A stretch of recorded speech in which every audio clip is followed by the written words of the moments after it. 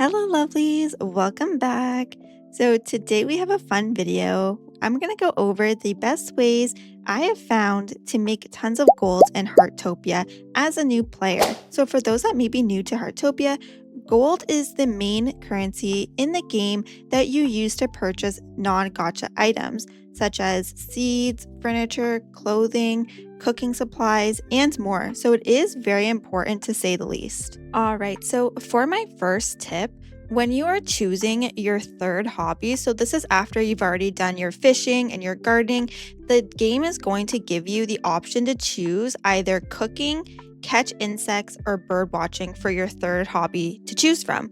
So I recommend that if you're looking to get a lot of gold at the beginning of the game, to choose cooking. And the reason for this is that when you start cooking, you're able to cook jams. So jams you can make from the forgeable items just around the world. So for example, we have raspberry jams, we have blueberry jams, apple jam, the mandarin jam. So all of these are just from collecting it just around the world. And what's really nice about it, specifically even at the very beginning, just making blueberry jam and raspberry jam, or maybe even just the mixed jams, those will also give you a lot of gold when selling them to Albert Jr. So instead of just selling the blueberries on their own, you can cook some of the jams. So I'm cooking one right now. It's honestly super easy too.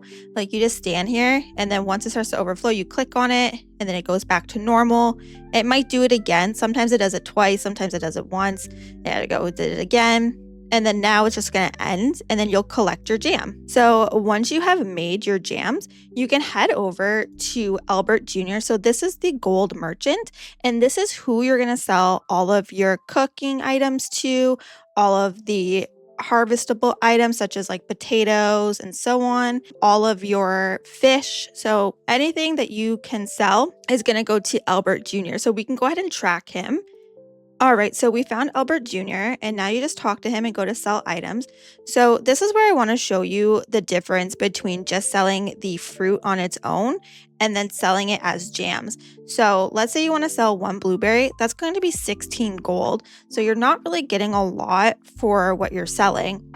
But if you sell, let's say, a 1-star blueberry jam, that is going to be 170. So even though you're using 4 of the blueberries, it still gives you a profit. And then the best part is that as you get better at the cooking hobby, you can start making 2-star and 3-star jams as well. So for example, I have a 2-star blueberry jam here, and this one sells for 255. It uses the same amount of blueberries, so you're still making quite a profit from that. And then we also have a 3-star. This is a mixed jam. So this one sells for 320. So this one uses a mixture of different berries. Sometimes it'll be like 2 blueberry, 3 raspberry, or 2 blueberry, 2 raspberry, so on and so forth. It just mixes them up, but it still uses the items that you have collected around the world. Another great option for making gold is by making other recipes such as the fish and chips. There is coffee, the salmon fish bagel, and there are tons others that you're going to unlock as you level up the cooking hobby. One tip that I want to mention is that when you are making these dishes, to click here and make sure you're not using your high rarity fish that can sell for more. So definitely make sure you're not using those, because even if you're using a high rarity fish, it's going to sell for the same amount. So let's say you used all your high rarity fish and then it came out as a 2-star dish. It's still only going to sell for that 2-star price when that fish could have sold for a lot more on its own. So definitely take a look into that before cooking. I recommend just selling the higher rarity fish before you even start cooking. Head over to Albert on your map, go sell the high rarity fish and other crops to him, and then go back to your home and cook. I know it can be a little tedious, but then you're not wasting any of your materials, you're not selling it for a lower price. That's only if you're looking to get the most gold. If you don't mind, then you can just go ahead doing what you're doing. That's totally okay. It's up to you. But that is just a tip I have. At first, I never noticed that this was a thing. And then I noticed that I was using fish that cost way more than what I was selling it for. So just a word of caution, just in case that's something that you'd be worried about. All right, so then that brings me into the fishing hobby. So when you get the fishing hobby, it is the first one that you're going to unlock. I recommend trying to get it to level 2 as soon as possible. The reason for this is that when you're fishing, you have an increase of the chance of getting a high star fish.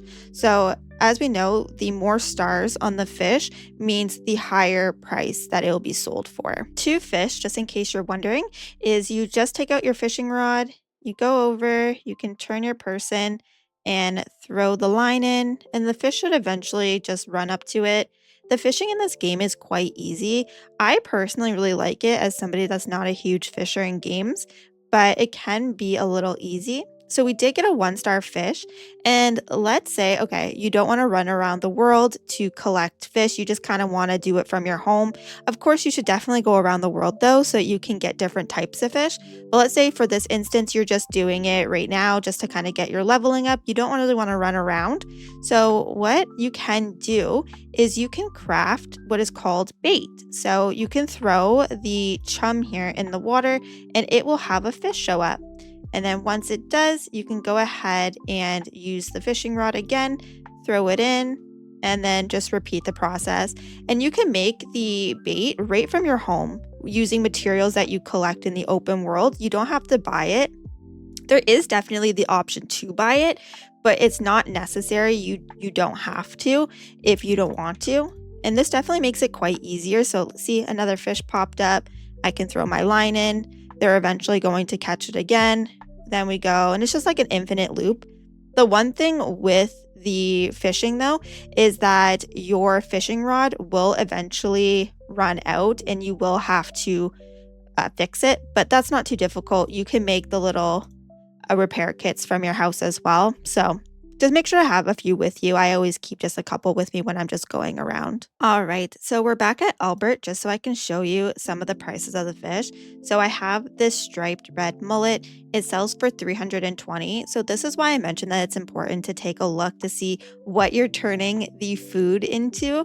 Because if we use, let's say, 2 of these or like one of these and one of these other ones, that's 395 just from these 2 fish.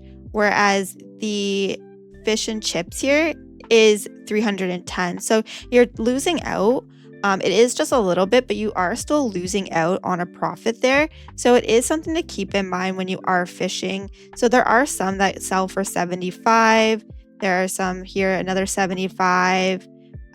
This one sells for 100. This one's 50. So common one here. This one's also 50. And then the ones with 2 stars is a bit more. So this is 75 here, 75 here. So you can just take a look, speak with Albert, get an idea of how much they sell for, what you're comfortable selling and what you're comfortable using for cooking.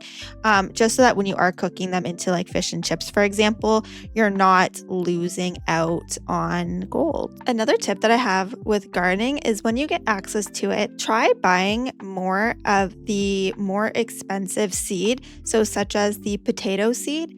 I know it might feel awkward at first because you are spending more and you're getting less seeds, but high value harvest will give you a much better gold outcome.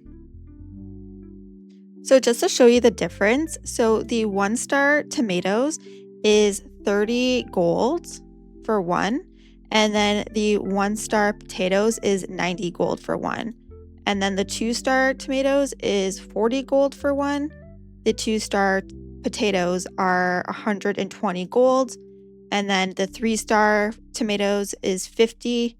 and then the 3-star potatoes is 150. So right there, there's quite a difference just from doing potatoes instead of tomatoes at the beginning. Another tip that I have is to make sure to do your resident requests every single day.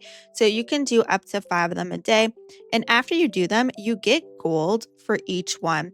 So this one here actually gave me 3,000 gold. This one gave me 1,000, 1,000, 1,000, and 1,000. So that's 1, 2, 3, 4, 5, 6, 7,000 gold just from completing these requests here. And normally they're just asking for regular things. Like this one here asks for 7 quality timber, 30 branches, raspberries, stones. So it's probably things that you're collecting anyways, and you're getting gold.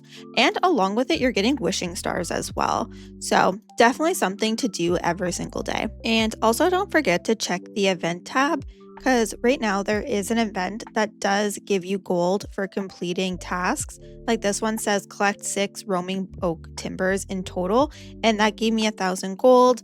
This one says collect 6 flawless fluorites in total, and that also gave 1,000. So definitely just take a look to see if there's anything that you can do to have completed to get some gold. There was some gold here as well. Well, that is it for today's video. If you did find it helpful, please consider liking and subscribing for more Heartopia videos, and I will see you in the next one. Bye guys!